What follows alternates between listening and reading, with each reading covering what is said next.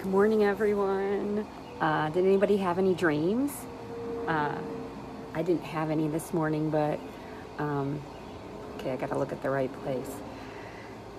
I don't remember them if I did, which brings me to what I want to talk about today is I want to talk about being guided and led by your dreams. And I want to talk about, because somebody once said to me, you can't really live your life and be guided and directed by dreams. Like, that's just out of balance. You can't just live out of that. And I get balance, but yes, you can live your life. You can receive dreams and you can make decisions based off of dreams. You can have guidance, healing, impartation, counsel, wisdom. All these things can come from dreams, which is amazing. Like, yes, why would I not listen to dreams? So I want to talk a little bit about that. And then I want to talk about, for the person who says, but I don't really dream. I was with my friend yesterday and she said, I never have dreams. And I said, yes, you do have dreams. You just don't remember. And so for anybody who's like, well, I want to have more dreams, you can. A little story, and hopefully I don't flip-flop all around. This is like kind of new for me, and I feel even like so unprepared talking today, but you know what? I'm just gonna go with the flow. It's out of the overflow. It's just, this is kind of like how I live my life. So, the nerd in me wants to like have a list and then talk about all these talking points, and then I'm like, yeah, but then that turns into a sermon, and who wants to be preached at 7 o'clock in the morning? No, not me. So anyways, guided and directed by dreams. One of the things in the Bible, and this is the one thing that I'm going to read off my screen a little bit so I don't get lost or whatnot, but Jesus, in the first 2 years of his life, was guided and directed. And this is the part about dreams that I just stay in awe and wonder about, is that, if you read the Bible, and that's where my plumb line, that's where my truth comes from. So when I have dreams, I think to myself, okay, well, where is that in the Bible? And is this possible? And is this God? And there's so many ways you can look at this, and I'll get into that in other Facebook Lives, but now I lost my train of thought, but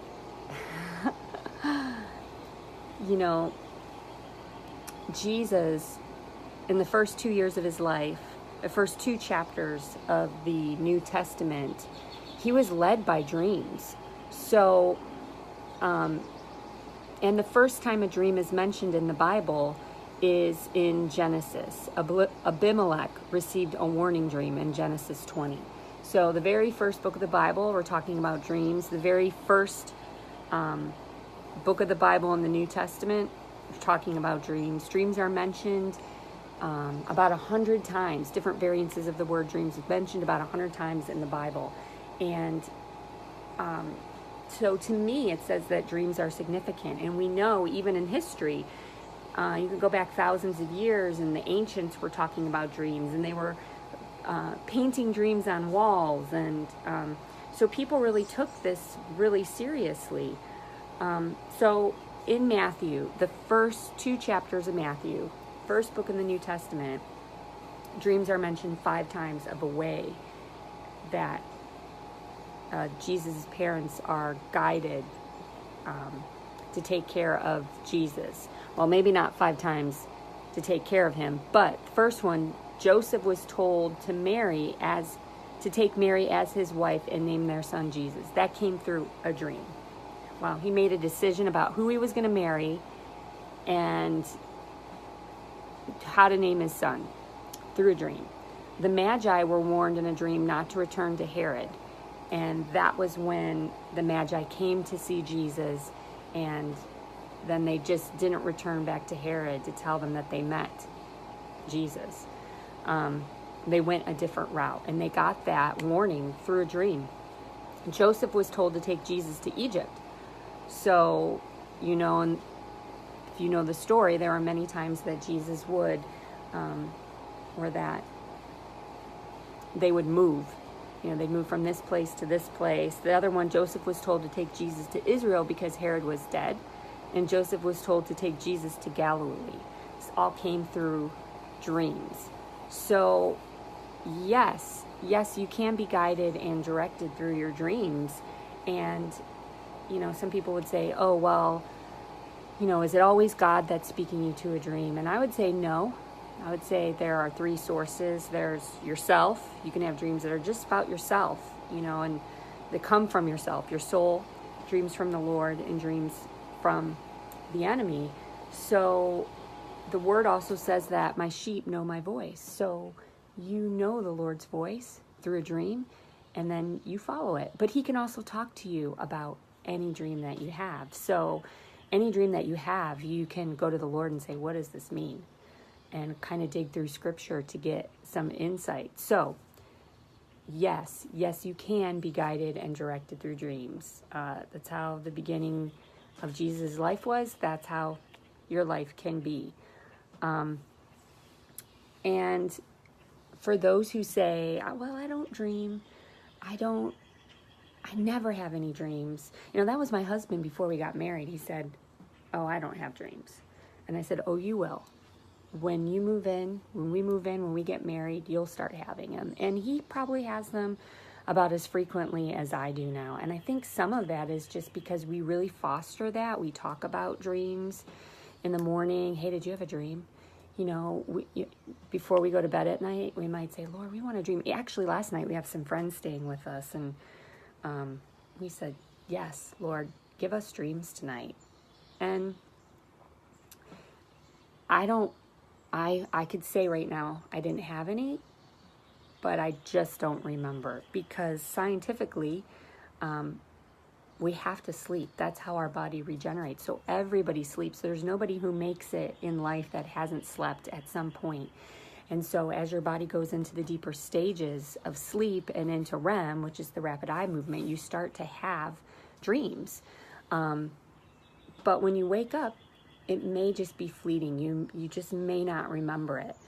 But the more you talk about it, the more you ask the Lord for it, you will get it. Because the word says, if I ask the Lord for bread, is he going to give me a stone? No, he's not going to give you a stone. He's going to give you a good gift.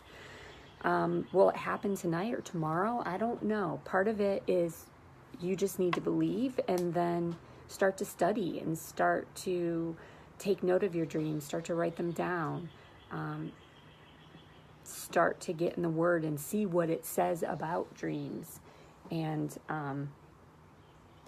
I think that's how you begin to foster a life of dreams. So I kind of want to wrap up and just say thank you to all of you who have already commented and liked my page, and who have gone and asked to be a part of our dream interpretation group. And many of you have already sent me dreams. You've had dreams and you've asked me to interpret. So one thing I will say is I can't interpret dreams. I don't necessarily always know the answer to every dream. I can get insight for you about them, but the Lord is speaking to you through a dream. So sometimes you have to search that dream out, and he will give you the answer. So just know that if you go to my page, just go ahead, like and share my page, and even this video. If you know somebody who dreams or who wants to talk about dreams, I'd love to meet them.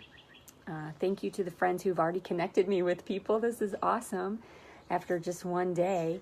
And go ahead and go to my page and look for the group. It's called Dream Interpretation. Just request access, and that's where you can post your dreams. And kind of we'll have a community of people who are talking about dreams and being there to interpret. Because I can't interpret all the dreams. I actually feel a little overloaded now. I already have people who are like, what does this dream mean? So just know that if I don't get back to you right away, I'm praying about it, and I'm hopeful that I'll get back to you soon. And I will see you tomorrow for number 28 of my 30 days of talking about dreams on Facebook Live at 7 o'clock in the morning. So happy dreaming, and see you tomorrow.